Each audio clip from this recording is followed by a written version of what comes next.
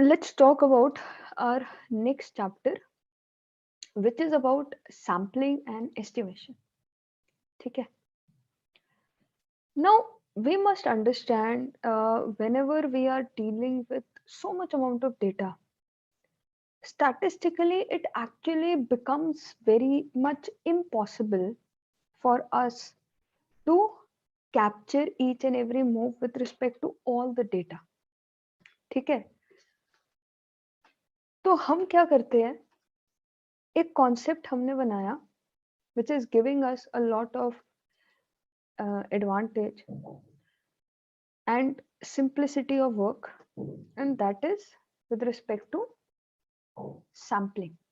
Okay, कि हम पूरे पॉपुलेशन पे काम करने की जगह पर we are just working upon a sample, and on the basis of that sample हम we are able to draw some conclusion for the entire population. ठीक है, क्योंकि पूरी पॉपुलेशन पे वर्क करना इजी नहीं था, तो हमने क्या किया है, हमने उसका एक वे आउट निकाला है where we have defined certain sample, okay, and that we will work on the sample because it wasn't practically feasible for us to work on the whole population. So we are working on a sample, and whatever we are concluding, whatever results we are able to conclude with respect to the sample, we are concluding them for the population itself. Let's say, for example, if we talk about the Indian stock markets, we have 200 plus stocks over there, right? But in order to define whether the market is going up or down, we use sampling. That is, we use Nifty. Nifty एक बहुत commonly used index है, which helps us understand the sentiment of the market, right? तो market का sentiment समझना है, 50 to 100 stocks को daily basis पे track करने की जरूरत नहीं है. In order to understand the market sentiment, we can simply look into Nifty movement and we can understand कि market का sentiment कहाँ जा रहा है. ठीक है, Nifty is just 50 stocks out of 50 to 100, yet has the capacity to represent the population. तो जो भी हम sample decide करेंगे, जिसके ऊपर हमने वर्क करना है, तो वो जो भी हम सैंपल डिसाइड करेंगे वो that has to be picked up very cautiously, because अगर हमने सैंपल गलत निकाला तो whatever conclusion we will be drawing upon it, वो कंक्लूजन भी ठीक नहीं होगा. Just 1 minute. हाँ, okay guys, so sorry for that. अच्छा, coming back to our point, हम क्या कर रहे थे, हम सैम्पलिंग कर रहे हैं. सैम्पलिंग हम क्यों कर रहे हैं, ताकि हम पॉपुलेशन को थोड़ा सा कंसाइज कर सके, so that we are able to represent the population well, work on the sample, and जो भी conclusions हम draw करेंगे with respect to the sample, वो हम population पे apply कर सके. ठीक है, so that is the concept here. ठीक है ना. And दूसरा concept, the second concept which is the focus point of this chapter, is about estimation. That many a times we don't have the actual final answer with us, rather we are working on estimations. ठीक है, sampling करना भी एक estimation का ही एक वे है, right? Because जो भी लेट्स से हमारे को मीन निकालना था, we wanted to know the mean of the population. ठीक है, so if we wanted to know the mean of the population, अब पूरी पॉपुलेशन पे वर्क करना इजी नहीं था, मीन रिटर्न निकालना है let's say of 50 to 100 stocks, तो that was quite tedious. Of course we have programs and everything that can do, but if you're talking about large amount of data, like if you're looking at global stocks or something like that, तो वहां पर still there can be some difficulty. And as a human being, at least we would like to rely upon the conclusion of a sample rather than looking at the entire population. Asian markets कैसा कर रही है, US markets कैसा कर रही है, ये सब कुछ जज करने के लिए we can use the sampling. ठीक है, and estimation is also a part of it, कि हमने जो भी सैंपल यूज किया उसके बेसिस पे जो भी हमने कंक्लूड किया है, तो that is an estimate of what can happen with respect to the population. ठीक है, अभी सैम्पलिंग हमें इस तरीके से करनी है कि सैम्पलिंग एरर मिनिमम हो. Sampling error is the error which happens on our estimate because of wrong sampling. ठीक है, तो हम क्या चाहते हैं, what we want is that हमारा जो सैम्पलिंग एरर है वो मिनिमम हो जाए. ठीक है, we want our sampling error to be minimum, right? अभी ये सैम्पलिंग एरर मिनिमम करने के लिए हमें क्या करना होगा, हमारे को सैंपल सही तरीके से चूज करना होगा. Now what can be the different ways of choosing a sample. ठीक है, one can be a random basis. ठीक है, रैंडम बेसिस वुड बी जहां पर हमने कुछ भी नहीं सोचा, जस्ट रैंडमली कुछ स्टॉक्स पिक कर लिए, दैट इज रैंडम सैम्पलिंग. अभी हो सकता है वो रैंडमनेस में से कुछ हमारे को कंक्लूजन मिले, हो सकता है हमारे को कुछ कंक्लूजन ना मिले. ठीक है, सो रैंडम सैम्पलिंग हमारे लिए क्या है, इतनी यूजफुल नहीं है. उससे बेटर वेज हो सकते हैं of getting to a sample which can, you know, help us define the whole population well. ठीक है, अभी एक काम करते हैं. ठीक है, लेट्स फर्स्ट अंडरस्टैंड कि सैम्पलिंग एरर कैसे कैलकुलेट किया जाता है.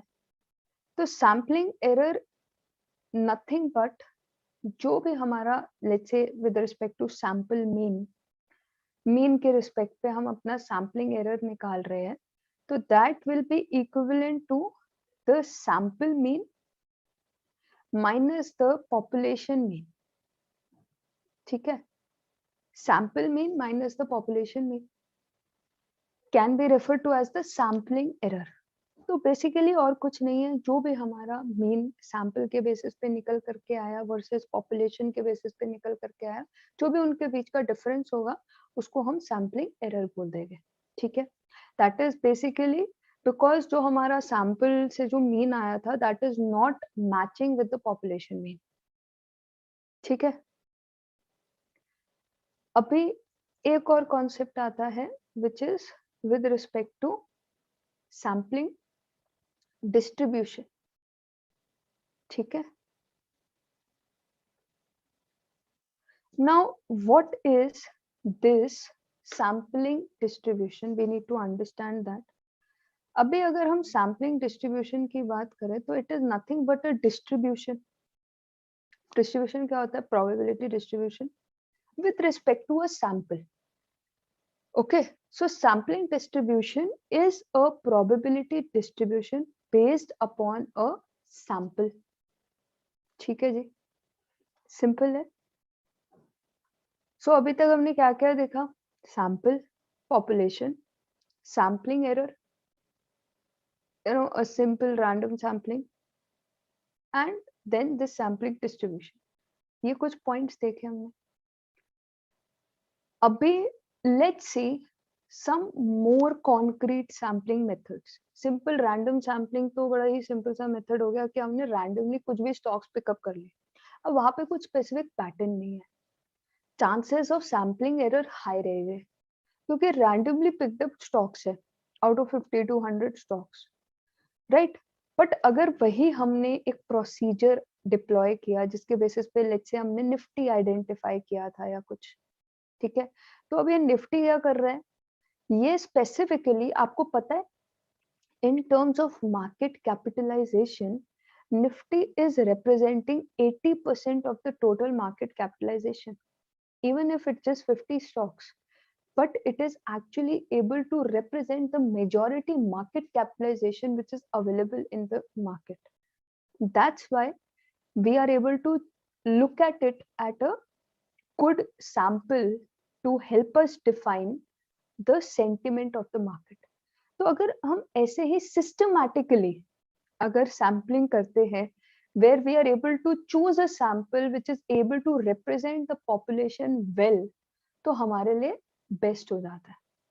ठीक है, तो अभी let's have a look at different types of methods which we can employ, which is system based and which has the capacity to have a sample जो कि population को properly identify कर सके. ठीक है, so one way, अच्छा सबसे पहले तो इसको क्या बोलेंगे, systematic sampling बोलेंगे. जैसे हमने एक टर्म देखा था random sampling where there was no system, no proper way of defining the sample, rather just a random way, तो उसको random sampling बोला था हमने, right?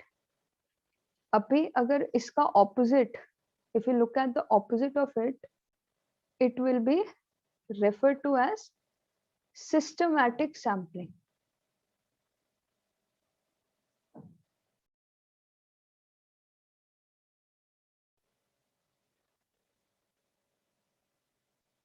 ठीक है, अभी अगर हम सिस्टमैटिक सैम्पलिंग की बात करते हैं तो वहां पर बेसिकली हम रैंडम प्रोसेस नहीं यूज कर रहे in order to select items for the sample, rather we are using a proper systematic approach to do that. ठीक है, one way can be under the systematic sampling, one way can be stratified random sampling.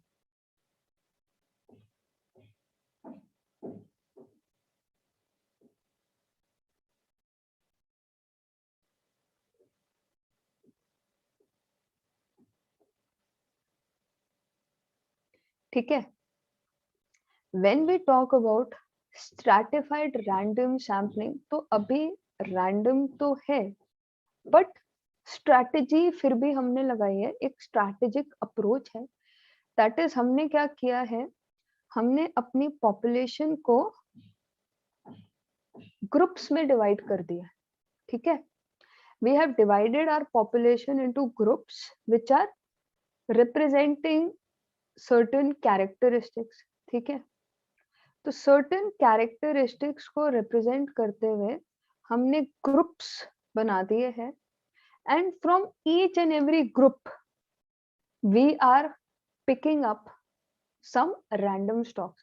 ठीक है, let's say हमने we looked at the stock market का एक example ले, तो हमने सभी सेक्टर्स आइडेंटिफाई कर दी. ठीक है, तो let's say 20 सेक्टर्स हैं, तो 20 सेक्टर्स हमने आइडेंटिफाई कर दिए. नाउ हर सेक्टर में से हमने कुछ रैंडम स्टॉक्स पिक कर लिए. तो थोड़ी सी सिस्टम भी था कि एटलीस्ट सारे सेक्टर्स की रिप्रेजेंटेशन तो हो पाएगी.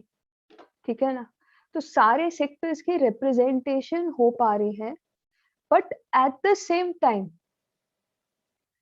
विद इन द सेक्टर एक रैंडम स्टॉक पिकिंग प्रोसीजर है.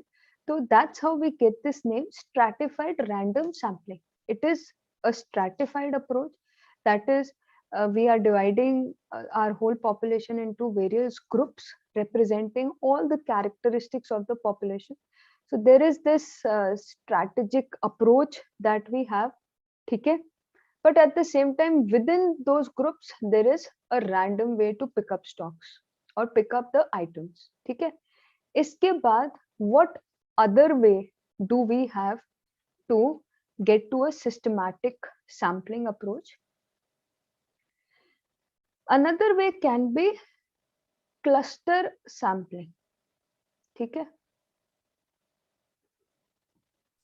तो अभी क्लस्टर सैम्पलिंग में क्या होगा, we will be assuming clusters, right? Cluster मतलब सबसेट्स हमने बना दिए which is able to represent the overall population. ठीक है,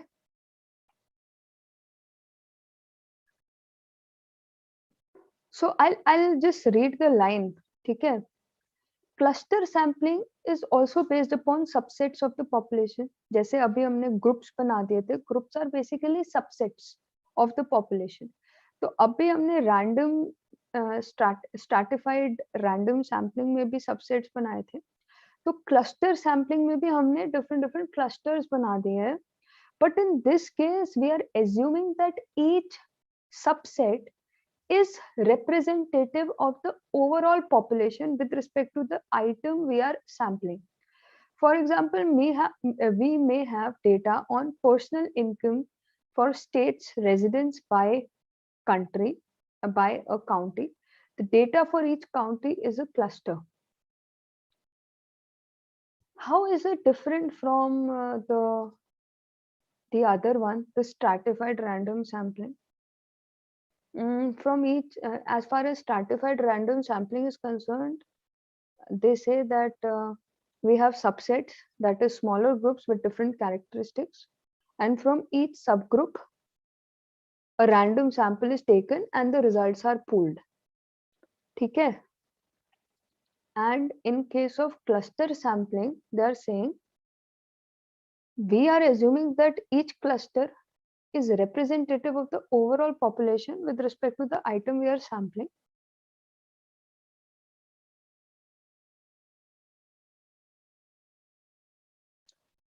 What's the difference?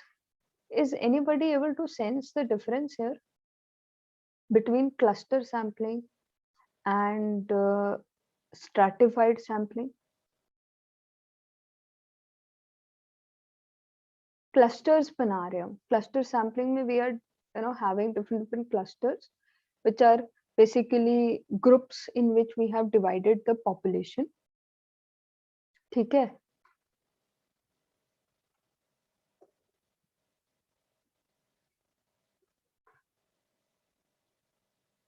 So what else? Cluster बना दिया, ठीक है? Is that it about cluster sampling, or there's something more to it? Let me just check. Well, I don't see cluster sampling में बस इतना ही बोला जा रहा है that we are dividing our whole population into various clusters. Cluster basically क्या कर रहे हैं? अच्छा, ठीक है. There is a very slight difference that we can sense out of these two things. So stratified random sampling में हमने various groups बनाए हैं जिसको stratum भी बोलते हैं. So within this groups हमने randomly कुछ भी select कर लिया. But cluster sampling में हम random selection नहीं कर रहे हैं. Again we have groups. ठीक है?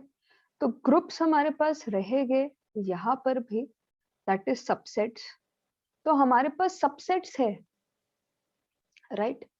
But within those subsets हम proper strategically we are selecting the representative, assuming कि जो भी हम selection करेंगे that is a good representation of the group. Getting the point? अभी जो stratified random sampling में हमने ग्रुप बनाया था उसमें randomly select कर लिए थे, हमें नहीं पता वो जो हमने randomly select किए थे वो population को, वो जो ग्रुप है उसको कितना represent कर पाएंगे.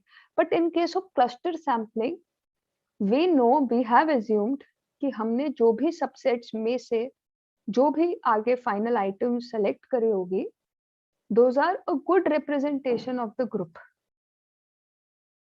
ठीक है? Getting the difference between the two things? Are we able to follow, guys? Nandini, Sarthak, Harsh? Yes, ma'am. Okay. ठीक है. Yes. So ठीक है.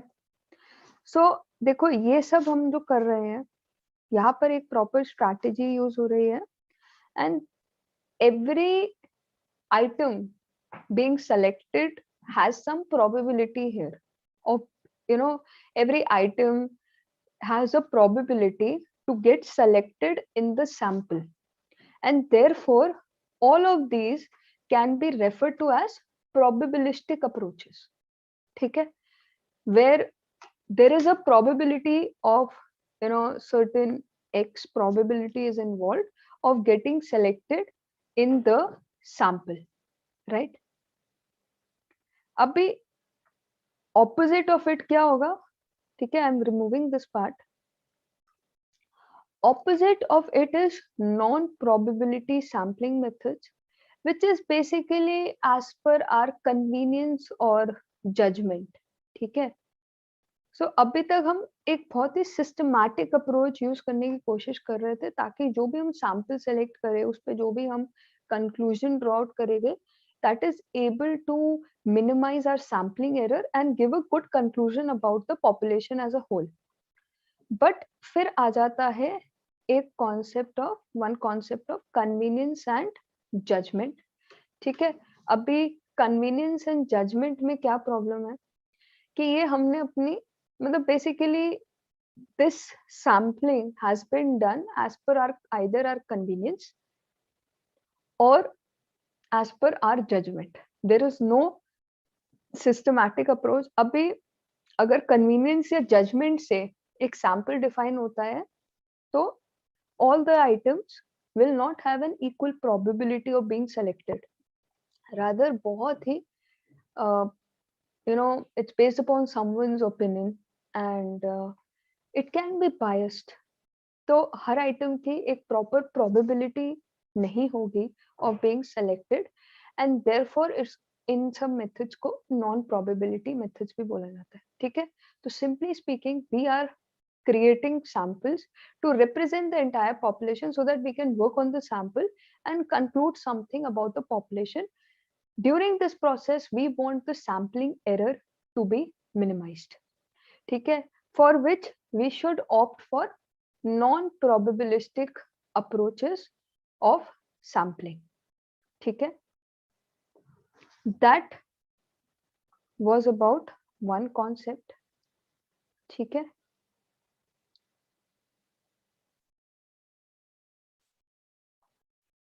Now let's move a little forward and let's talk about a theorem which is the central limit theorem. ठीक है. अभी sampling वगैरह basics discuss कर लिए. Now there is one theorem. Let's discuss that theorem.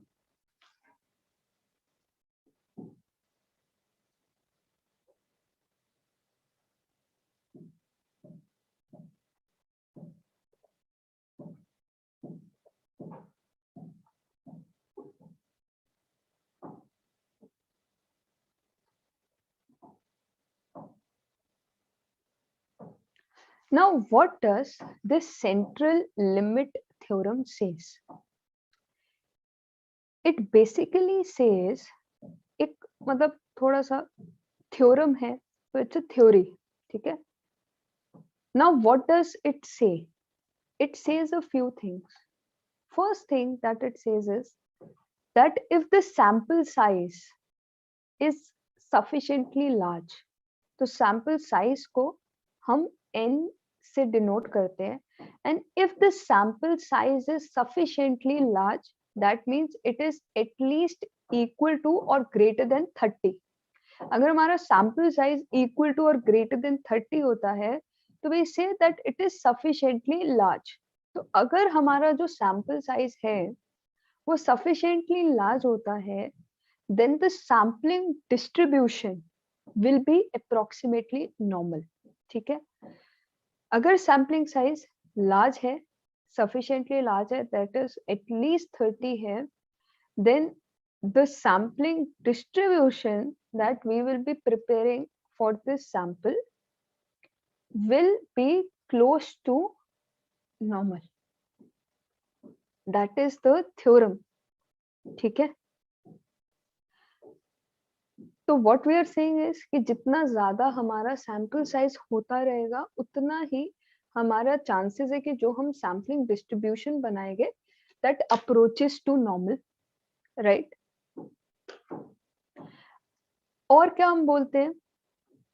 The other thing is that the mean of the population and the mean of the distribution of all the possible sample means are equal. तो हमने क्या किया, बहुत सारे samples लिए, उनके respective mean निकाले.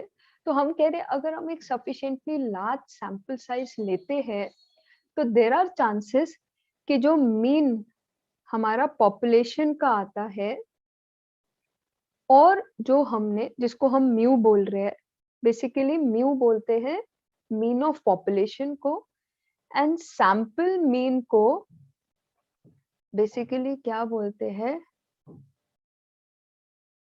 This symbol.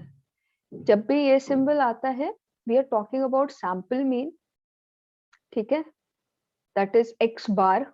तो एक्स बार को यूजुअली यूज किया जाता है to represent sample mean, and mu को यूज किया जाता है to represent population mean. So what we are saying here is that, you know, as per this theorem, अगर लार्ज डेटा है तो नॉर्मल डिस्ट्रीब्यूशन बन जाएगा हमारा sampling distribution, and chances are there कि जो भी हमारा मीन होगा पॉपुलेशन का, that will be equal to the sample means, ठीक है। एंड थर्ड पॉइंट जो हम बोलते हैं as per this theorem is that variance of the distribution sample mean is sigma square by n, that is the population variance divided by the sample size।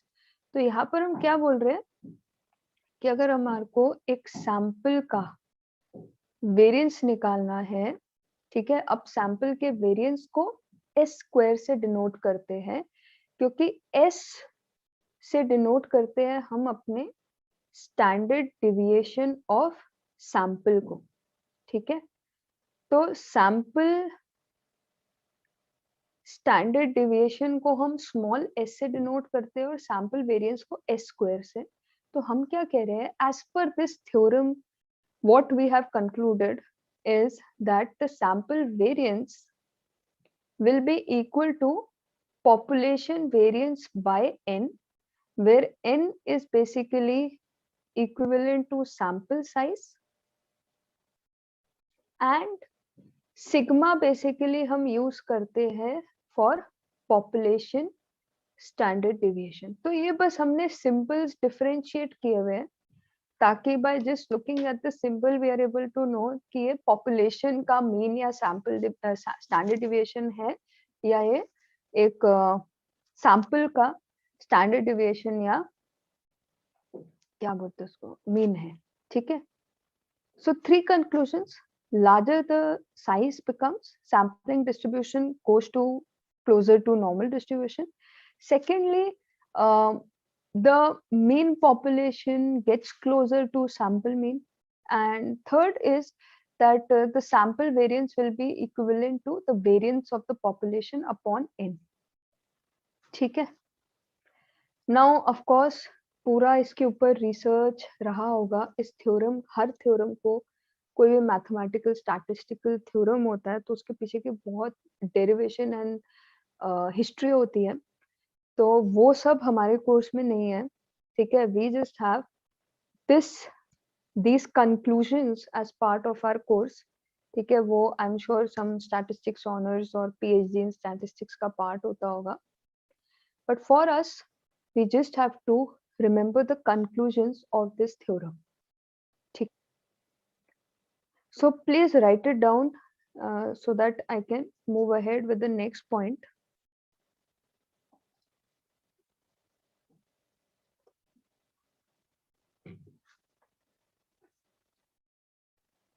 Okay, so next point क्या है? Next point is about calculation of standard error of a sample, ठीक है। Now standard error of a sample basically indicates the sampling error। तो sampling error को represent करने के लिए हम एक calculation करते हैं which is referred to as standard error of a sample। How do we calculate it? We take the standard deviation of the population and we divide it by under root n, where n is basically representing our sample size। तो बहुत ही simple सा छोटा सा हमारा formula है in order to calculate the standard error, ठीक है। एक क्विक एग्जांपल लेते हैं इसका।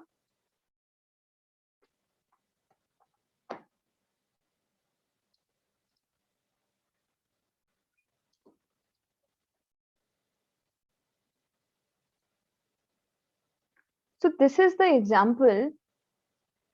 इसमें हमें क्या क्या करना है, we just have to calculate the standard error, right? तो क्या क्या चीजें दी हुई है? We are provided with the mean wage, we are provided with the sample population standard deviation, okay, and we need to calculate the standard error when we have the sample size of 30. तो standard error के लिए हम क्या करेंगे? We'll take the population standard deviation, which is 2.9, we'll divide it by under root 30. What do we get as our answer? 0.5295. 0.5295. Yeah, so that is what we should get. तो round of करके 0.53 लिख देते हैं, right? So how do we read it? So 0.53 is our standard error. That means we are expecting the mean to be 13.5. And if we want to look at the variation from mean which can happen, because we are estimating based upon the sample and not the entire population, तो वो जो error हो सकता है, कितना error हो सकता है, that is 0.53. So our final mean of population can be 0.53 over or below 13.5 mean that we have calculated with respect to our sample. ठीक है, तो सैंपल में जो हमने मीन निकाला है उससे कितना डिविएट कर सकता है हमारा actual mean of the population, वो कैलकुलेट करा है हमने bye calculating the standard error. ठीक है, सो सिंपल चैप्टर है ये, ज्यादा डिफिकल्ट चैप्टर नहीं है. इन फैक्ट अभी जो चैप्टर था वो I think one of the most difficult chapters था पूरे आपके क्वांट्स में, जो लास्ट चैप्टर था. सो डोंट वरी, उसको दोबारा से स्टडी करो, रिकॉर्डिंग्स देखो, प्रैक्टिस करो. फिर भी आपको लगता है ना कि कुछ भी डाउट है, कुछ भी है, तो you can come in the doubt session to discuss with me. ठीक है ना? एंड मैम कंफर्म करने के लिए एथिक्स जो है वो हमें सेल्फ स्टडी करना पड़ेगा, राइट? राइट. एथिक्स आपको सेल्फ स्टडी करना पड़ेगा. ठीक है, तो आप कुछ ना कुछ स्टैंडर्ड्स एवरी वीक एलोकेट कर लो कि 3 स्टैंडर्ड्स मैंने रीड करने हैं, करिकुलम्स हैं, उसके एग्जांपल्स रीड करने हैं, फिर उसके प्रैक्टिस क्वेश्चंस करने हैं. तो ऐसे 2 या 3 स्टैंडर्ड्स एवरी वीक आप प्लान करके एग्जीक्यूट करते जाओ.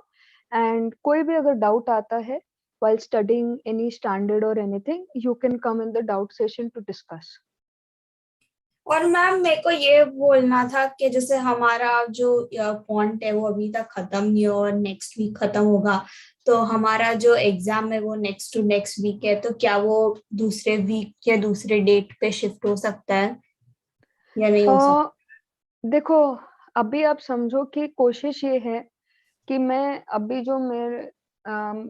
जो भी हम प्लानिंग कर रहे हैं वो कुछ इस तरीके से कर रहे हैं कि आपका इस वीक क्वांट्स जो है वो कंप्लीट करवा दे. ठीक है, तो during the week let's see, कोशिश करेंगे कि ड्यूरिंग द वीक ही आपका क्वांट्स कंप्लीट हो जाए. ठीक है, तो वैसे अगर हो जाता है तो कोई टेंशन की बात भी नहीं है आपको. एंड मोर ओवर देखो ना, एक्सपेक्टेशन क्या होती है कि अगर नेक्स्ट वीक भी कंप्लीट हो रहा है क्वांट्स, तो ऐसा नहीं है कि कंप्लीट होने के बाद आप स्टडी करो, आप साथ साथ स्टडी करो. तो लास्ट में आपके पास सिर्फ एक आधा चैप्टर ही बचेगा, समझ रहे हो, जो नेक्स्ट वीकेंड कंक्लूड होगा. तो वैसे आपको अपना एग्जाम्स के लिए प्रिपरेशन करनी होगी, एज्यूमिंग कि भाई एक हफ्ता ही मिलेगा. आप एज्यूम ही वैसे करके रखो, बिकॉज द पॉइंट इज कि आप साथ साथ प्रिपेयर करते रहो. ठीक है ना? तो कोशिश यही करो, साथ साथ प्रिपेयर करो. सेकेंडली, विल ट्राई कि ड्यूरिंग द वीक इटसेल्फ आपका कॉन्स हो जाए. ठीक है, अभी देखो, हमने जो भी हम एस्टिमेट निकालते हैं, ठीक है, चाहे हमने मीन निकाला, that is also an estimate of what we can expect the outcome to be. अगर हम जैसे किसी का रिटर्न कैलकुलेट कर रहे हैं कि ये पर्सन कितना, ये पोर्टफोलियो मैनेजर कितना रिटर्न जनरेट कर पाएगा, तो हमने उसके एवरेज रिटर्न्स देखे of the past few months, तो जो भी उसका एवरेज रिटर्न आया we are expecting कि that average return we can get in the future also. So that is an estimate of the future returns, right?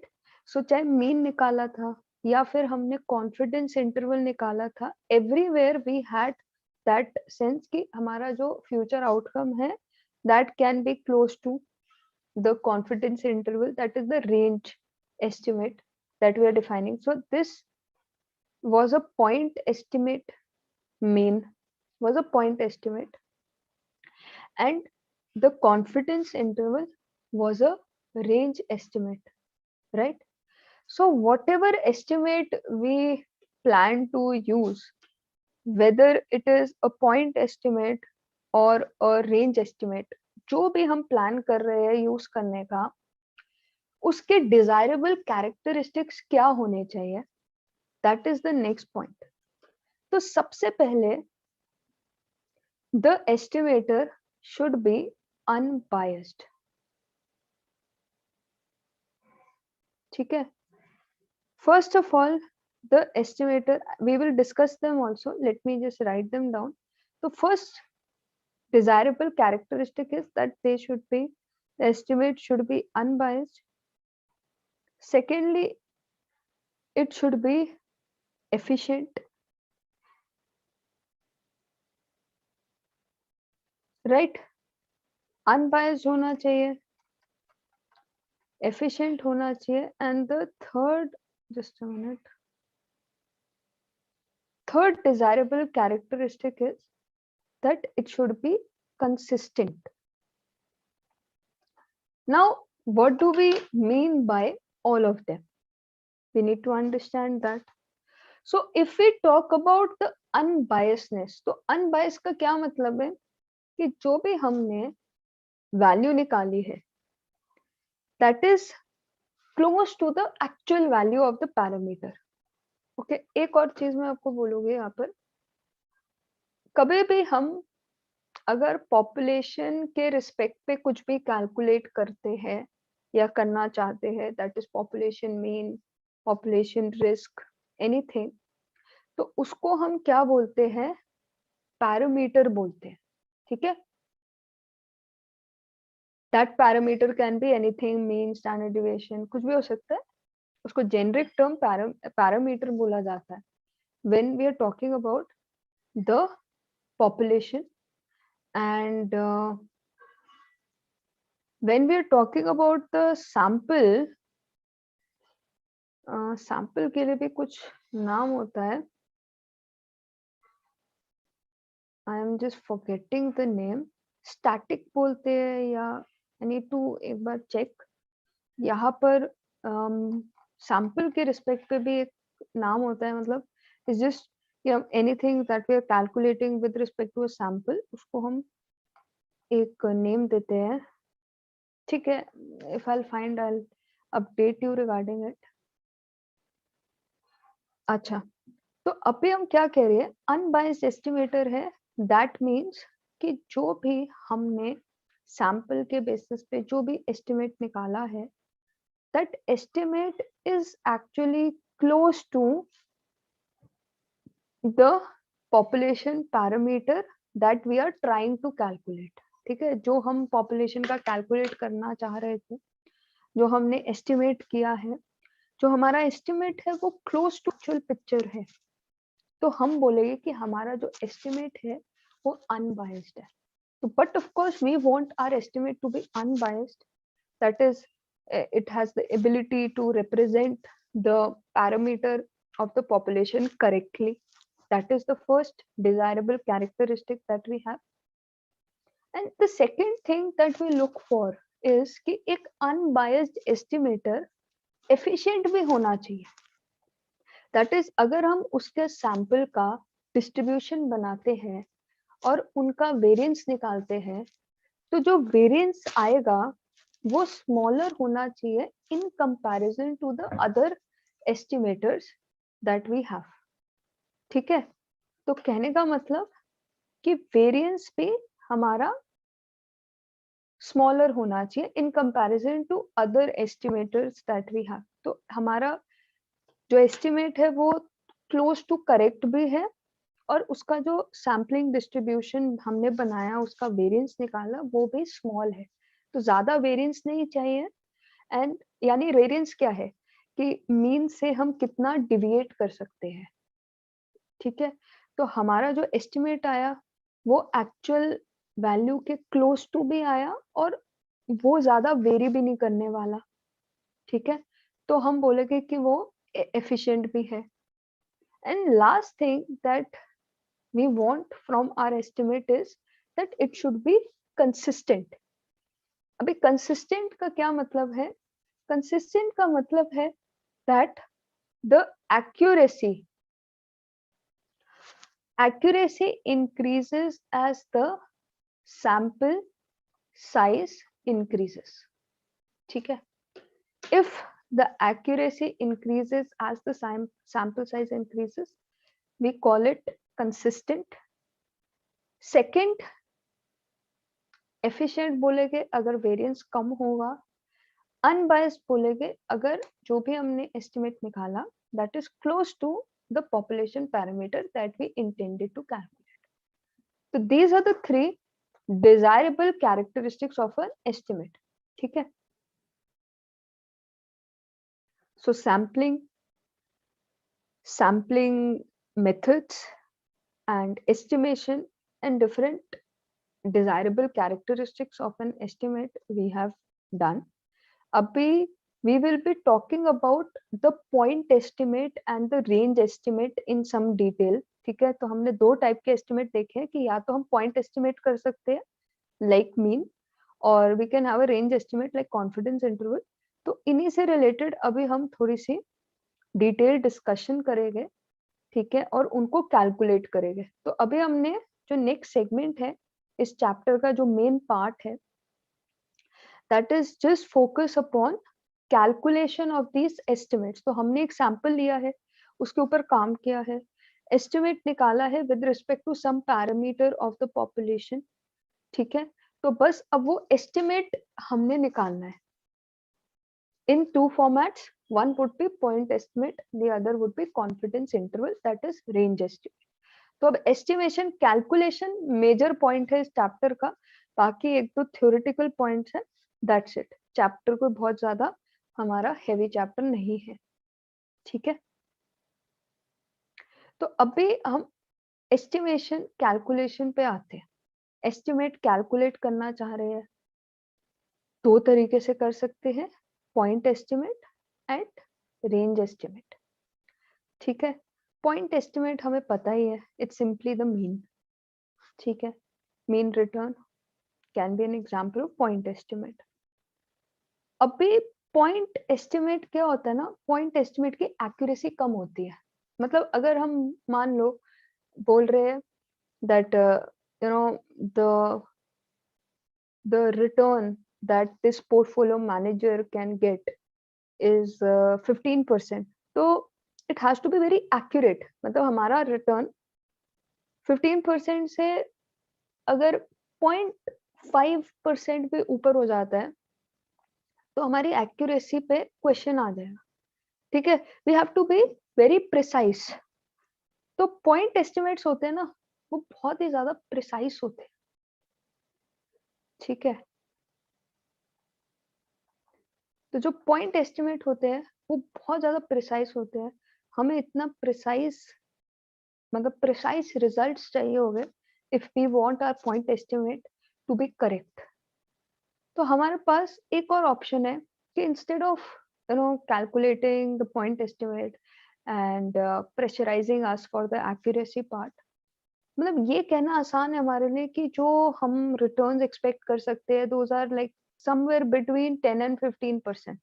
तो यहाँ पर accuracy or the probability of the final outcome lying between 10-15% is higher in comparison to just saying that the return will be 15%, ठीक है। यहाँ पर accuracy can be more and therefore the probability can be high, ठीक है। तो इसीलिए हम क्या करते हैं, रेंज एस्टिमेट कैलकुलेट करते हैं। रेंज एस्टिमेट कैसे कैलकुलेट करते हैं, फॉर दैट हम पॉइंट एस्टिमेट ही लेते हैं, ठीक है। We take the point estimate and उस पॉइंट एस्टिमेट को ही हम एक रेंज में कन्वर्ट कर देते हैं by adding something to it and subtracting something from it. तो अगर हम कुछ ऐड कर देंगे, सब्ट्रैक्ट कर देंगे इनटू दिस पॉइंट एस्टिमेट, तो हमारे पास क्या आ जाएगी, एक रेंज आ जाएगी. ठीक है, तो क्या ऐड सब्ट्रैक्ट करना है, point estimate plus minus the reliability factor into standard error. ठीक है, अब ये क्या है, स्टैंडर्ड एरर तो बेसिकली कितना हमारा एरर हो सकता है while estimating based upon sample. ठीक है ना, यही हमने स्टैंडर्ड एरर पढ़ा था. तो हमने क्या किया, हमने एक तरफ अपना पॉइंट एस्टिमेट लिया है, पॉइंट एस्टिमेट लिया है, हमने बोला कि पॉइंट एस्टिमेट से थोड़ा ऊपर नीचे हमारा फाइनल रिजल्ट हो सकता है. कितना ऊपर नीचे, we want to be very precise about it. तो उसके लिए हम इसमें कुछ प्लस माइनस कर रहे हैं, which is some x times our standard error.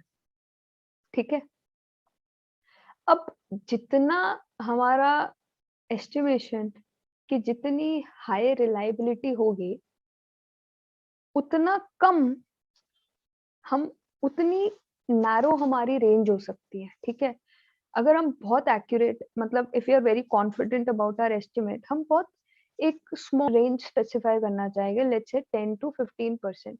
यहाँ पर we have you know we are more precise about our results. 10-15% maximum vary कर सकता है. तो रिलायबिलिटी इज वेरी हाई.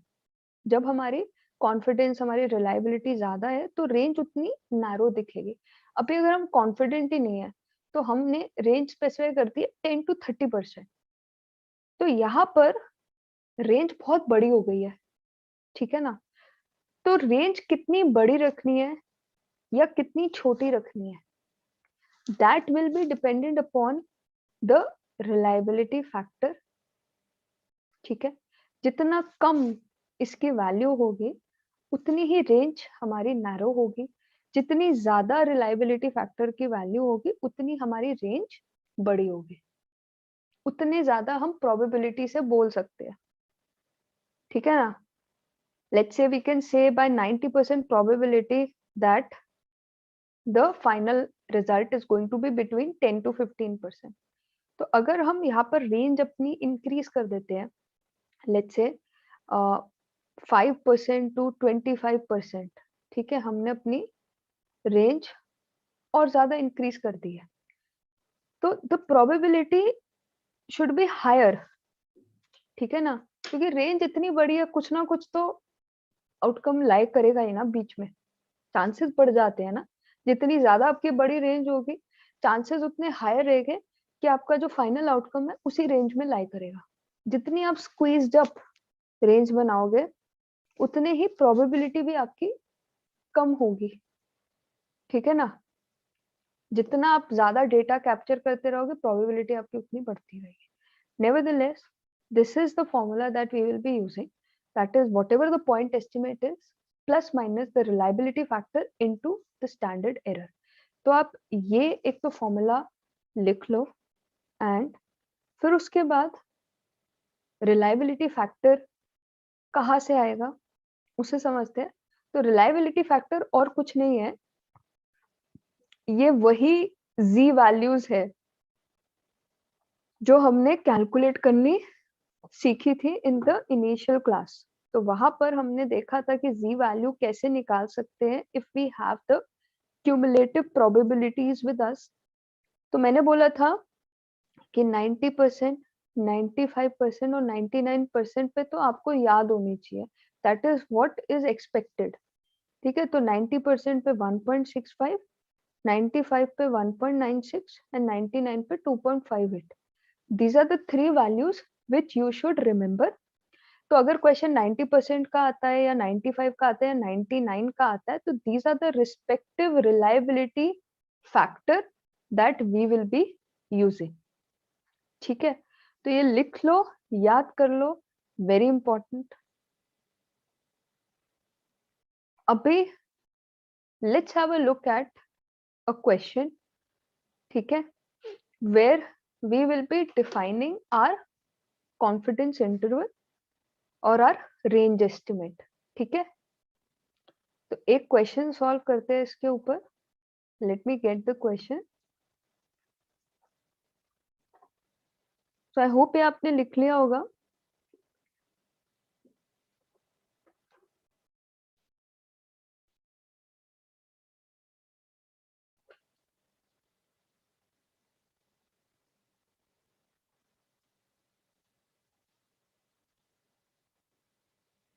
ठीक है, सो this is the question. Question क्या बोल रहा है? Annual return on energy stocks are approximately normally distributed with a mean of 9% and a standard deviation of 6%. Construct a 19% confidence interval, ठीक है, for the mean of the, ये थोड़ा सा missing है, 90% confidence interval for the mean of the annual return for the sample of 12 energy stocks. तो sample कितना है हमारा? 12 एनर्जी स्टॉक्स का है. ठीक है, नॉर्मल डिस्ट्रीब्यूशन केस है with mean of 9%, standard deviation of 6%. हमें क्या करना है? एक 90% का कॉन्फिडेंस इंटरवल क्रिएट करना है. कैसे करेंगे? फॉर्मूला लिखते हैं सबसे पहले. फॉर्मूला इज जो भी हमारा पॉइंट एस्टिमेट है which is mean plus reliability factor into the standard error, which is the standard deviation of the population upon under root n. ठीक है, तो मीन कितना है? Mean is 9%. Reliability factor for 90%. कितना है रिलायबिलिटी फैक्टर फॉर 90%? अभी discuss किया था. 90% के लिए जी वैल्यू क्या है? क्या है जी वैल्यू 90% के लिए? अभी लिखा था लास्ट पेज में.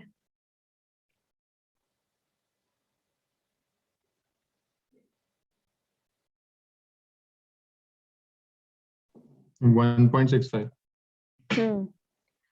1.65 into standard deviation, which is 6% divided by under root n, n being 12. इसको सॉल्व कर सकते हैं हम. 9% plus minus 1.65 times 6% by under root 12. इसको सॉल्व करके फटाफट से बताओ what do we get? Ma'am, while calculating, do we use 6%? I mean 6 upon root 12, or do you use 0.06? Is the What you can do is you can just ignore percentage for now and take 9 plus minus 1.65 into 6 by 12 under root 12. और जो भी answer आएगा we'll consider it as it is for our percentage. 11.85. 11.85 is correct, and the lower limit would be 9 minus 1.65 into 6 by under root 12. So आप क्या करोगे? 9 minus 1.65 into 6 by under root 12. That will give you the lower limit of the range, and for the upper limit you will take 9 plus 1.65 into 6 by 12. So the upper range should be 11.85. Lower is minus 6.142. minus 6.142 or just 6. नहीं, minus calculator पे तो minus दिखा रहा है. Minus दिखा रहा है. let me see.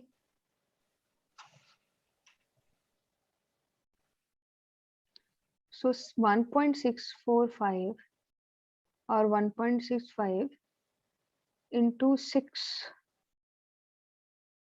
करना है और इसको हमें 9.9 आ जाता है, इसको हमें डिवाइड करना है अंडर रूट 12 से, राइट। सो 12 का अंडर रूट करते 3.46 आता है। सो 9.9 डिवाइडेड बाय 3.46 gives us 2.86, ठीक है। तो 9% minus 2.86 will give you 6.14 और 15 पॉजिटिव।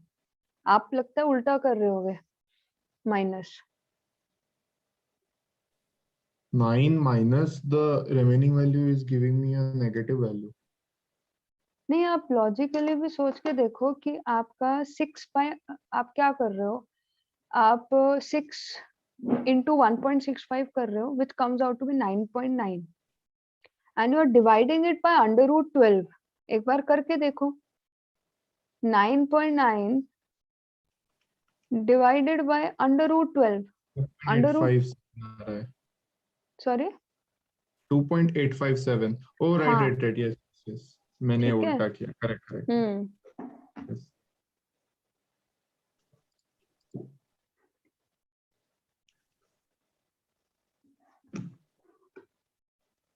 ठीक है, तो lower limit will be 6.15% and upper limit would be 11.85%. So this is a range estimate or a confidence interval that we have formed, where we are saying that with 90% confidence we can say that the outcome will lie between 6.15% to 11.85%, ठीक है। This is again similar to what we did in the last chapter also. Abhi, what is different, what is new in this chapter, let's talk about that, and that is t distribution। तो जैसे हमने z distribution या normal distribution study किया था in the last chapter, वैसे ही एक नया type का डिस्ट्रीब्यूशन हमें डिस्कस करना है। That is the main point, इस पूरे चैप्टर का जो मेन इम्पोर्टेंट पॉइंट है वो यही है, टी डिस्ट्रीब्यूशन का। बाकी chapter is a cake walk, simple है, ठीक है। तो टी डिस्ट्रीब्यूशन ध्यान से समझते हैं कि ये क्या है, ठीक है। टी डिस्ट्रीब्यूशन को स्टूडेंट्स टी डिस्ट्रीब्यूशन भी बोला जाता है।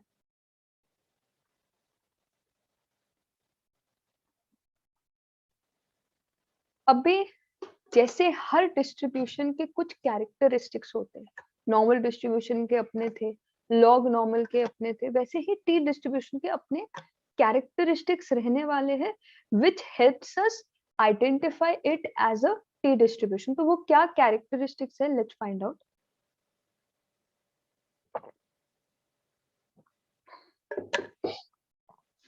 सो the first characteristic that we have is that the distribution is symmetrical.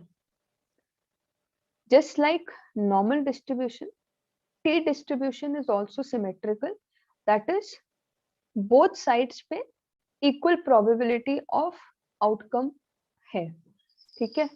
both sides of mean के left side and right side पे we have equal probabilities, ठीक है।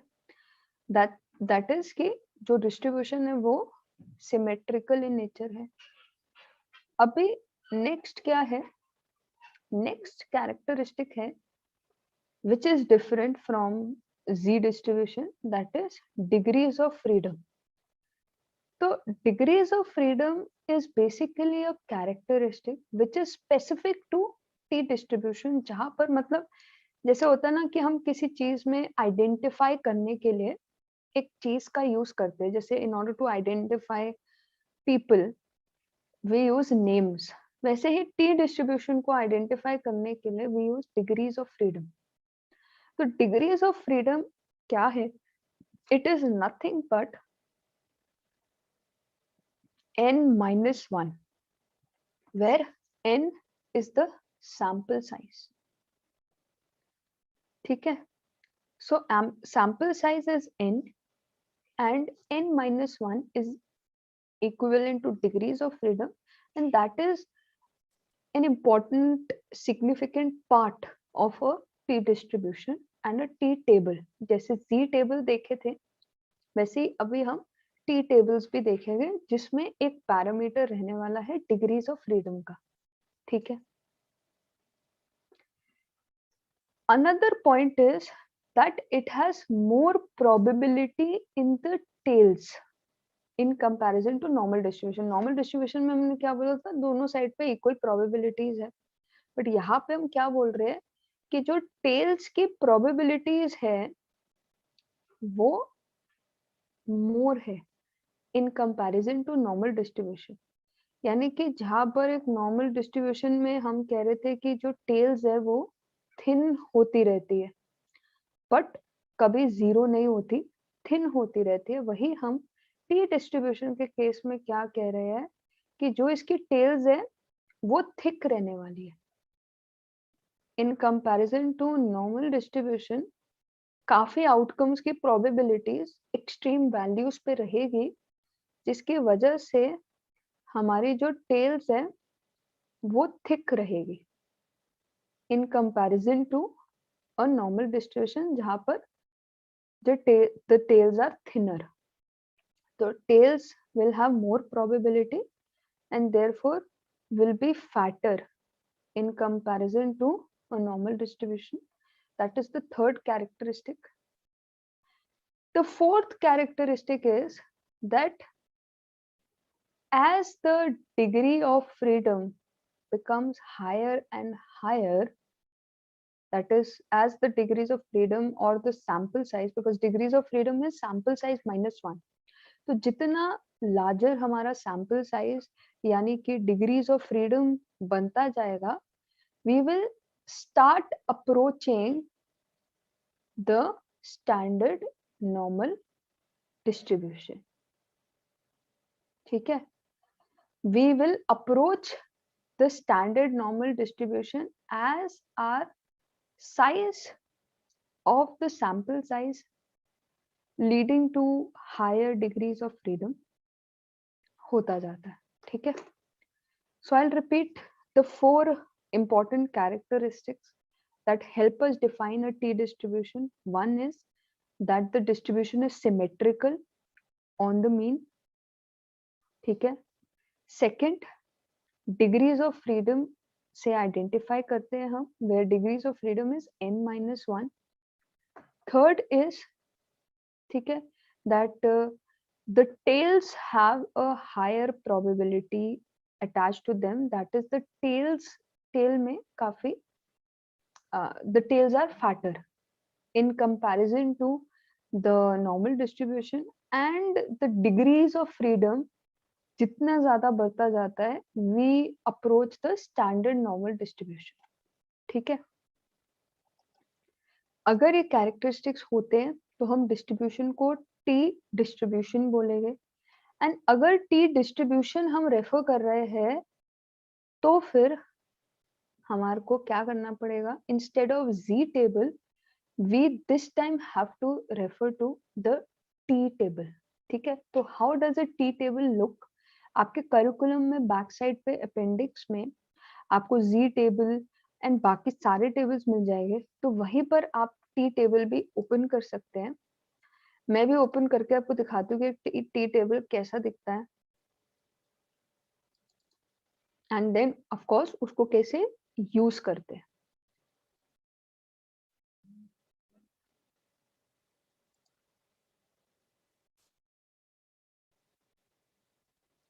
So this is an example of T table. आपको मिला आपकी book में T table? Ma'am ये tea table और जी टेबल जो है ना वो इंटरनेट में भी मिल जाएगा ना? ये हाँ, तो मिल इसलिए जाएगा. क्योंकि शायद अगर बुक के पीछे ना हो तो इंटरनेट में से ढूंढ लूंगी. हाँ, एक बार अभी डाउनलोड कर लो फटाफट से, अभी मिल जाएगा. अगर इंटरनेट एक्सेस है तो अभी डाउनलोड कर लो. It will just take a few seconds. Just type download T tables. मिला? Do we have the T tables with us? T table है सबके पास? Can we talk about it?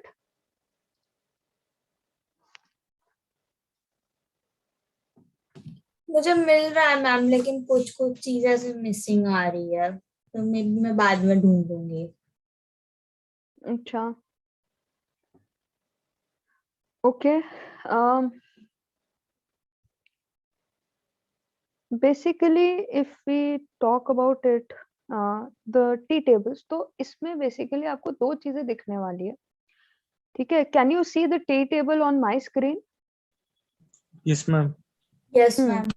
तो अभी यहाँ से रीड करते हैं कि T table में क्या है।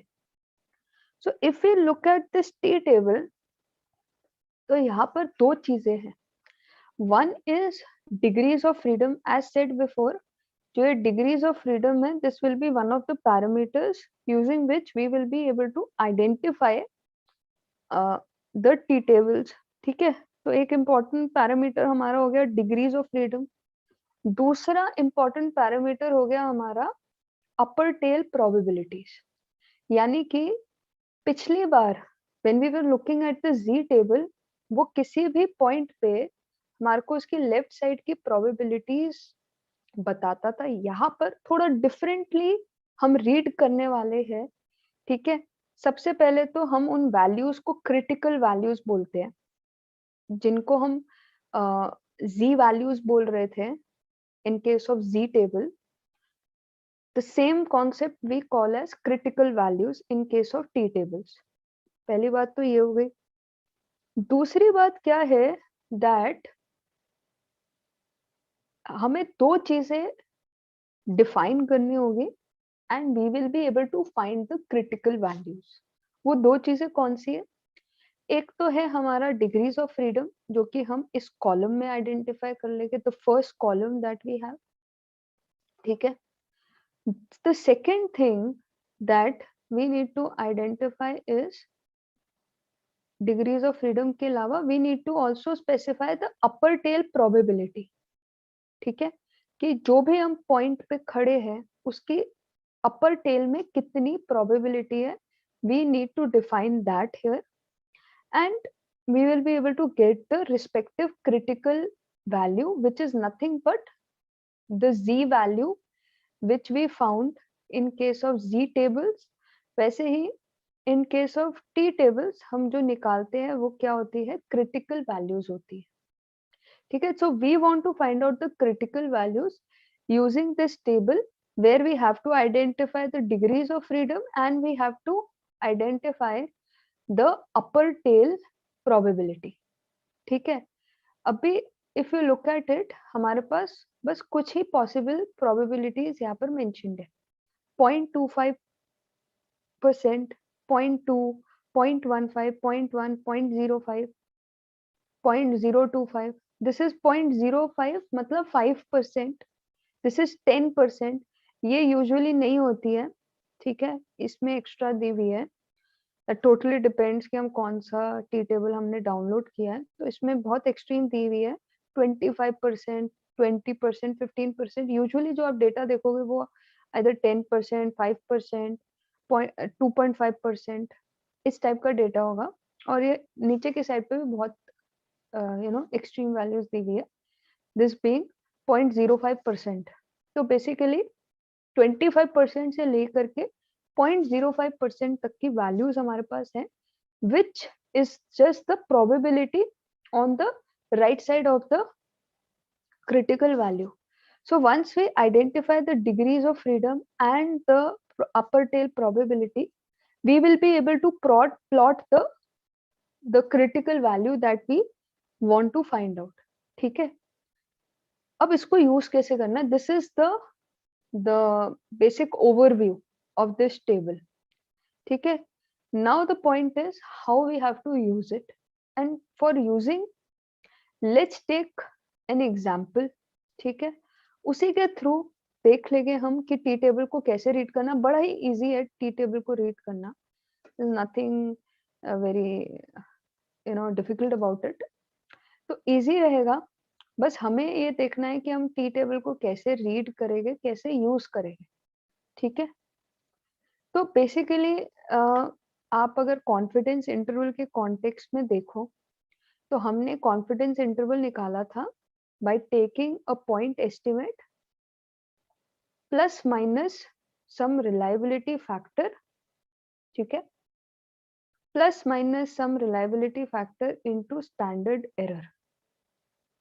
अभी ये जो रिलायबिलिटी फैक्टर हमने यूज किया था, इसके लिए we will be referring to Z table अगर नॉर्मल डिस्ट्रीब्यूशन का क्वेश्चन है तो, and we will be referring to T table to get this reliability factor in case T distribution का क्वेश्चन है तो, ठीक है।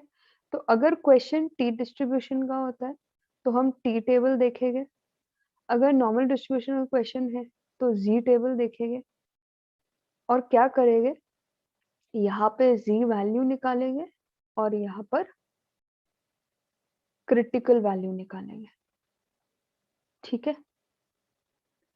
This is where we intend to use the T tables for calculation of critical value, which is going to act as a reliability factor for calculating our confidence interval, ठीक है। तो this is one point,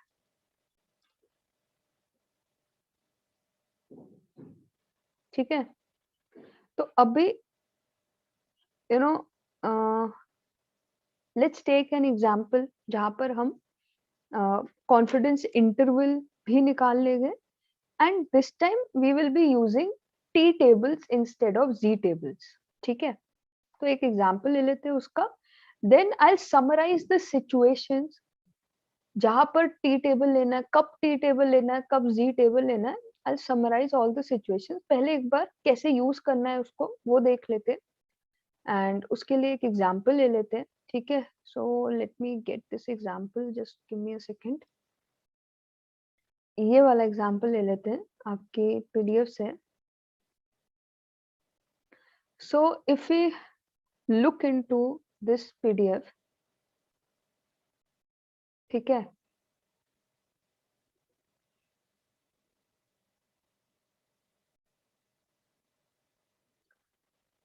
question देखते हैं, find the reliability factor based upon T distribution for the following confidence interval for the population mean. The degrees of freedom is DF and N represents the sample size. तो पहला question क्या है, 99% confidence interval दिया हुआ है and degrees of freedom हमें दिया है 20। तो when the degrees of freedom is 20 and 99% confidence interval is there, तो हमें क्या निकालना है, हमारी क्रिटिकल वैल्यू निकालनी है, ठीक है। अभी क्रिटिकल वैल्यू कैसे निकालेंगे, क्रिटिकल वैल्यू निकालने के लिए दो चीजें चाहिए होती है, एक तो चाहिए होता है डिग्रीज ऑफ फ्रीडम जो कि हमें दिया हुआ है 20, and the second thing that we need in order to look into this table, दूसरी चीज क्या चाहिए हमारे को, probability in the upper tail. तो अपर टेल में क्या प्रोबेबिलिटी है, कैसे पता चलेगा, 19% अगर कॉन्फिडेंस इंटरवल है, तो अगर ये कॉन्फिडेंस इंटरवल है हमारा, तो 99% तो प्रोबेबिलिटी इस कॉन्फिडेंस इंटरवल के विद इन की है। जो बाहर के लिए बची वो कितनी बची, 1% बची, which will be divided into 2 tails. तो यहाँ पे कितना आ गया, 0.5% आ गया, और यहाँ पर कितना आ गया, 0.5% आ गया। तो what is the probability in the upper tail, upper tail की क्या प्रोबेबिलिटी हो गई, बता सकते हो आप, what is the probability left in the upper tail. 0.5%. So probability in the upper tail is 0.5%। तो अभी हम प्रोबेबिलिटी इन अपर टेल हमारे पास 0.5% आ गई है, डिग्रीज ऑफ फ्रीडम 20 आ गया है। These two inputs are enough for us to calculate the critical value. तो अभी let's go to the T table. T table में सबसे पहले डिग्रीज ऑफ फ्रीडम देखेंगे, वो कितना है, 20 है, और यहाँ पर हमारे को probability in upper tail plot करना है विच इज 0.5%। तो 0.5% को डेसिमल में कन्वर्ट करते हैं हम, तो वी गेट पॉइंट कितना 0005,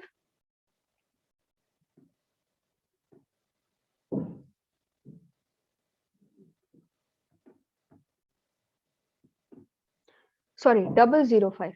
सो 0.005 कहाँ पे है, ये रहा.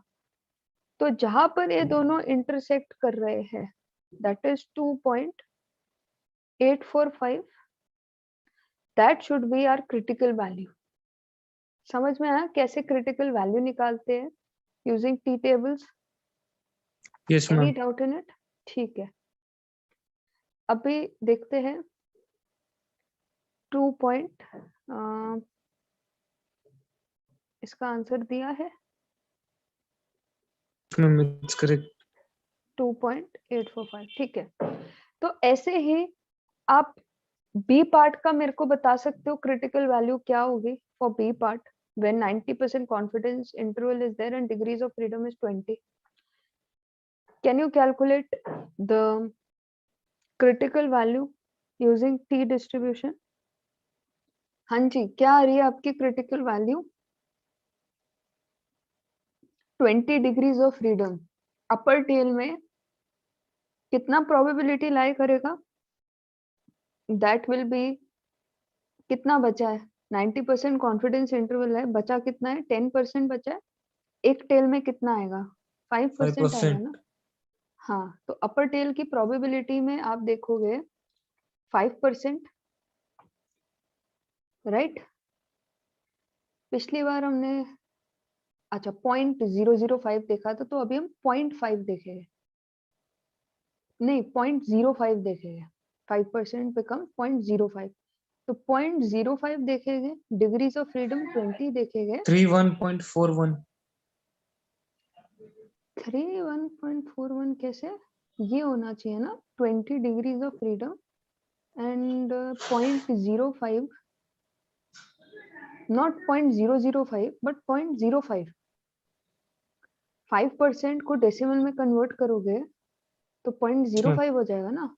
Yes, ma'am. 0.05 और 20 के अगेंस्ट आप देखोगे तो आपका आंसर 1.725 आ जाएगा.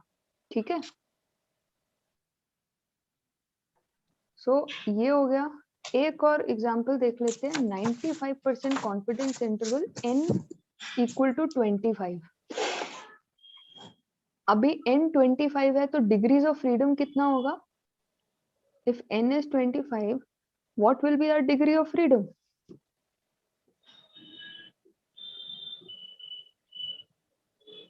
What will be the degree of freedom if n is 25? Guys,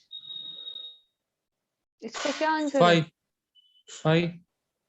5 नहीं, degrees of freedom is n minus 1, that is 25 minus 1, which is 24, right? So degrees of freedom is 24. Confidence interval अपना 95% है. We are left with 5% probability for the tails. Per tail it will be 5% divided by 2, that is 2.5%. तो आप T table में जाओगे, degrees of freedom you will look for 24. तो degrees of freedom में आप आ जाओगे 24 में, एंड एक टेल में आपका कितना आ रहा है? 2.5% आ रहा है. तो आप 2.5% प्लॉट करते हो, विच इज दिस वन.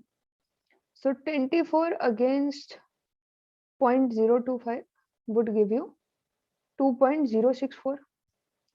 ये समझ में आ रहा है सबको क्रिटिकल वैल्यूज कैसे आ रही है?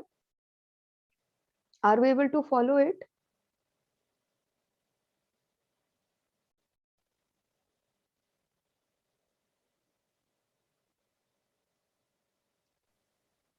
सार्थक, हर्ष, नंदिनी, Yes, ये ma'am. पॉइंट समझ में आया सबको? हाँ. Yes, ma'am. ठीक है. Yes. सो हमने अभी क्या किया? हमने क्रिटिकल वैल्यूज निकाली है, ठीक है, यूजिंग द टी टेबल्स. ठीक है, अभी नेक्स्ट क्वेश्चन देखते हैं. अच्छा, before we look into the next question, let me tell you कौन सी सिचुएशन में हमें टी डिस्ट्रीब्यूशन यूज करना है और कौन सी सिचुएशन में हमारे को जी डिस्ट्रीब्यूशन यूज करना है. ठीक है, so for that we need to remember certain conditions. ठीक है, वो क्या conditions है? Let me get them for you. Ma'am ये नॉर्मल डिस्ट्रीब्यूशन कहाँ पे काम आता है फाइनेंस में? ये बेसिकली आता है, देखो, रिटर्न एनालिसिस करने के लिए, वैल्यूएशन करने के लिए, where we are basing our model on some statistical basis. ठीक है, बहुत सारे वेज हो सकते हैं of making the trading and investing decision. One way can be on fundamentals, one way can be on technical, one way can be on statistical data. तो वहां पर जब हम स्टैटिस्टिकल मॉडल्स बनाते हैं, क्वांटिटेटिव ट्रेडिंग करते हैं, वहां पर ये सारी चीजें काम आती है बेसिकली. Okay ma'am. ओके, सो अभी I am sharing this thing with you. Just give me a minute. This trade, ma'am आपके अकॉर्डिंग जो फाइनेंस स्टूडेंट्स होते हैं ना, सीएफए के साथ अगर जैसे वो लोग फाइनेंशियल मॉडलिंग का कोर्स करे, तो इसके अलावा आपको ऐसा लगता है कुछ एक्स्ट्रा भी हो तो अच्छा है, या ये दोनों बहुत काफी है? देखो, ये टोटली डिपेंड करता है कि आप क्या डायरेक्शन चूज करना चाह रहे हैं. अगर आप सिंपली फाइनेंस फील्ड की बात करो तो definitely CFA plus financial modelling, मतलब जो सीएफए कर रहे हैं वो लोग कभी ना कभी फाइनेंशियल मॉडलिंग करते हैं, और जो फाइनेंस के लिए सीरियस है वो फाइनेंशियल मॉडलिंग करके भी सीएफए में आ जाते हैं. मतलब because CFA is academic qualification. ठीक है, सीएफए क्या है? एक एकेडमिक क्वालिफिकेशन है. And when we talk about something like financial modeling, तो वो मोर ऑफ स्किल ओरिएंटेड चीज है. तो ये दोनों तो हैंड इन हैंड जाते ही है. Beyond this also, you know, it tips कि आप कौन सी फील्ड परस्यू करना चाहते हैं. लेट्स से आप क्वांटिटेटिव ट्रेडिंग में जाना चाहते हैं, the trading based upon data, तो वहां पर you can go ahead and look into something like data analytics also.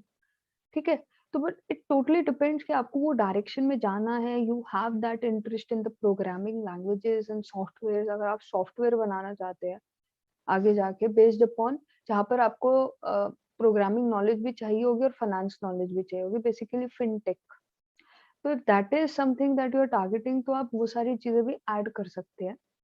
ठीक है, but CFA plus financial modeling तो मतलब मिनिमम हो ही गया, इतना तो एक्सपेक्टेड होता ही है.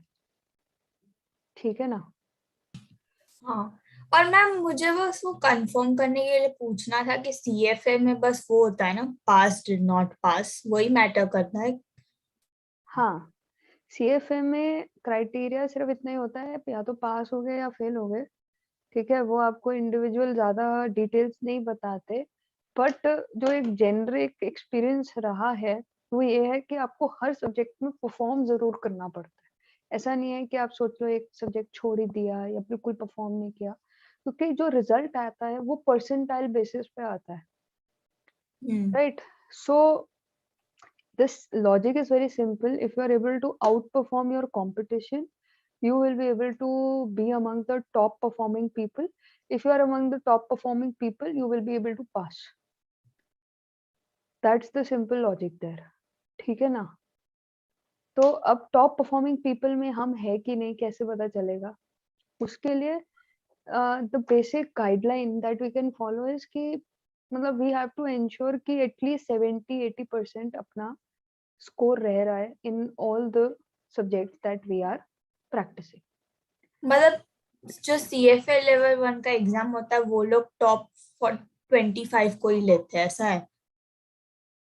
हाँ, मतलब परसेंटाइल बेसिस पे रिजल्ट है ना, तो जो उन्होंने 25% पास करने हैं, जिनका हाईएस्ट रिजल्ट आ रहा हो उन्हें पास करेंगे ना वो. अच्छा, ओके.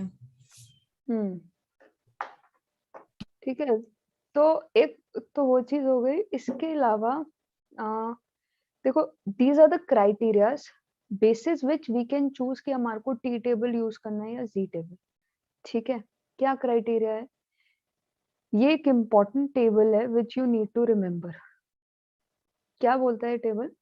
अगर नॉर्मल डिस्ट्रीब्यूशन का केस है और पॉपुलेशन वेरिएंस नोन है, तो irrespective of the sample size we will go with z statistic. ठीक है, अगर नॉर्मल डिस्ट्रीब्यूशन का केस है बट वेरिएंस अननोन है, then we will go for t statistic irrespective of the sample size, although if the sample size is large, in that situation z statistic can also be used. Third is कि अगर case आ जाता है एक non normal distribution का with known variance, अगर non normal distribution का case है तो चाहे वेरिएंस नोन हो या अननोन हो, स्मॉल सैंपल के लिए there is no statistic which is available. But if the sample size is large enough, that is 30 और greater than 30 and the variance is known, तो हम z statistic यूज करते हैं, अदरवाइज t statistic यूज करते हैं. But यहाँ पर भी ऑप्शन हमारे पास है कि हम z statistic भी यूज कर सकते हैं, theoretically at least. ठीक है, तो there is only one situation जहाँ पर t statistic compulsory हो जाता है, and that is the situation where we have normal distribution with unknown variance. तो अगर unknown variance है तो वी शुड रिमेम्बर कि यहाँ पर तो टी स्टैटिस्टिक ही यूज होगा. Otherwise we can use Z statistic also everywhere. And for non normal distribution with small sample size कोई भी स्टैटिस्टिक अवेलेबल नहीं है. ठीक है, तो इसका ना आप स्क्रीनशॉट लेके अपने पास रख लो, because this table is important. You need to remember this कि आपको टी स्टैटिस्टिक यूज करना है या जी स्टैटिस्टिक यूज करना है. तो क्वेश्चन कैसे आएगा? क्वेश्चन आएगा कि आपको कॉन्फिडेंस इंटरवल निकालना है. कॉन्फिडेंस इंटरवल निकालने के लिए आपको रिलायबिलिटी फैक्टर चाहिए. रिलायबिलिटी फैक्टर के लिए या तो आपको जी टेबल को रेफर करना पड़ेगा to calculate the Z value, which by default 90, 95 and 99% के लिए आपको ऑलरेडी याद होगी. एंड चांसेस बहुत हाई है कि अगर जी स्टैटिस्टिक का क्वेश्चन आता है तो वो आपसे यहीं पर रिफ्रेन कर जाएंगे 90, 95 और 99 पे. तो उस केस में आपको जी टेबल को रेफर करने की जरूरत नहीं पड़ेगी, because you already remember the Z values at 90, 95 and 99%. ठीक है, बट टी टेबल के लिए आपको ऐसा कोई गारंटी नहीं है कि वो 90, 95, 99% पे देंगे. They can do anything there. Degrees of freedom भी वेरी कर सकते हैं. तो इसीलिए you will have to refer to the T table to get the critical value, जिसको लेकर के क्या प्रोसेस है that we have already discussed. तो कॉन्फिडेंस इंटरवल कैलकुलेशन का प्रोसेस सेम रहेगा, just the difference would be that the reliability factor we will get from the T tables. ठीक है, तो विथ दिस ये टी टेबल का एक कॉन्सेप्ट हमारा कंप्लीट हो जाता है. ठीक है, इस पे देख लेंगे कुछ क्वेश्चंस के लिए हमारे को आने वाले सेशन में टाइम मिलता है, तो will try to incorporate some questions on it. ठीक है, बाकी जो लास्ट पॉइंट है इस चैप्टर का दैट इज अबाउट बायसेस, कि हमने बोला कि हम सैंपल बनाएंगे, एस्टिमेशन करेंगे, उसके बेसिस पे we can conclude something about the population, and the estimate can be in the form of point estimate or range estimate, that is confidence interval. यही main point है. ठीक है, पूरे चैप्टर का. but while doing all this there can be some biases. biases क्या होता है? Some conclusions which are not logical but they are biased. तो कुछ biases जो हो सकते हैं while doing all this, वो क्या क्या है? ठीक है, एक let me share the screen with you. ये लास्ट पॉइंट है, दिस चैप्टर इज ओवर. ठीक है, तो लास्ट पॉइंट क्या है बायसेस को लेकर, that is the different types of biases that can be there. Okay, one bias is data snooping और data mining. Data mining bias, हमने बोला डेटा इंपॉर्टेंट है, डेटा का एनालिसिस करना भी इंपॉर्टेंट है. ठीक है, बट वही अगर ओवर एनालिसिस हो जाए तो वो हमारे लिए ऐसी कंक्लूजन्स ड्रॉ आउट कर सकता है which are not that much related to the practical reality. ठीक है. So over analysis can also lead to paralysis, as they say. तो analysis करना अच्छी बात है, but over analysis करना बेकार है. So this is something related to that, which is basically the data mining bias, कि हमने data के ऊपर over analysis कर रहे हैं and जबरदस्ती के patterns or significance we are trying to draw, which is not close to the reality. So analysis doesn't always mean a good analysis. If it is not done in the right way, it can lead to wrong conclusions also. That is one bias we are exposed to. The second bias that we are exposed to is basically sample selection bias. Now, what is this sample selection bias? It's very simple, that the sample that we selected was not up to the mark.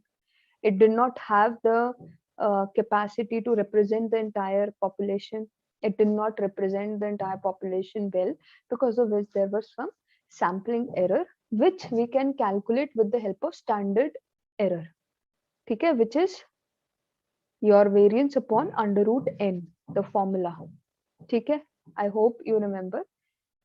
Another bias is look ahead bias. Now, what is this look ahead bias?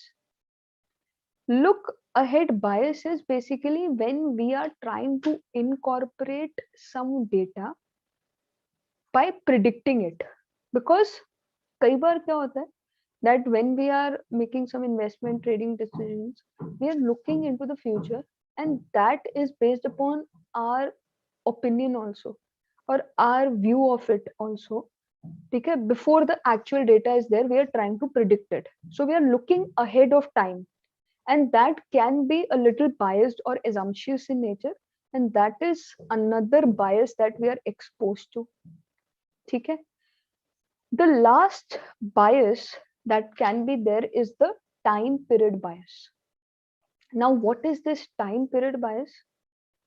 Time period bias basically says that we have,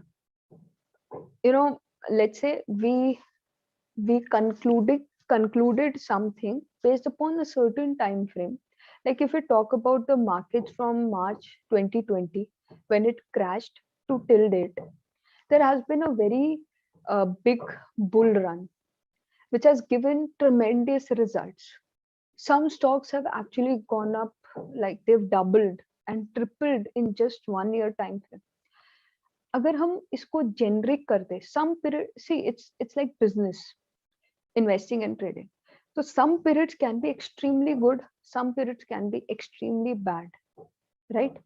So time period bias क्या होता है कि कुछ एक particular time frame में कोई चीज हुई और हमने उसको conclude कर दिया, उसको generalize कर दिया, which is not correct. Some things happen because of some time reference, and therefore we should not generalize it for the entire time frame. Getting the point? So analysis should be done.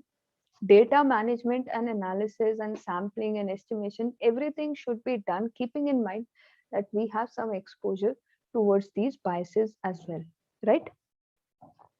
So with this, we are through with this chapter. ठीक है, तो अभी आपका homework क्या है? आपका homework है कि ये वाला चैप्टर और इसका जो पिछला चैप्टर था, दैट इज नॉर्मल डिस्ट्रीब्यूशन, आपको इन दोनों चैप्टर्स को अच्छे से रिवाइज करके इनके सभी करिकुलम के questions, examples and back questions complete करने हैं, and you have to join me in the doubt session to discuss the doubts. ठीक है जी? ठीक है.